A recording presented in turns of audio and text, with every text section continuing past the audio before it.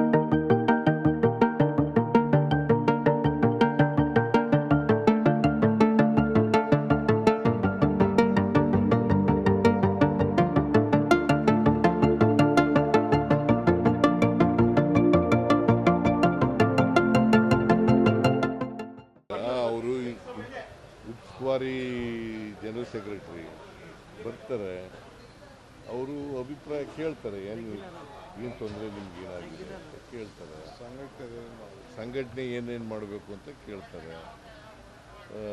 ಅದು ಬಿಟ್ಟರೆ ಅವರು ಉಸ್ತುವಾರಿ ಕೆಲಸ ಅದುವಲ್ಲ ಅವ್ರು ಮಾಡ್ತಾರೆ.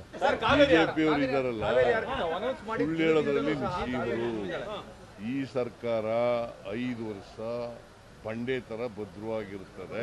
ನಾವಿಬ್ರು ಚೆನ್ನಾಗಿದ್ದೀವಲ್ವಾ?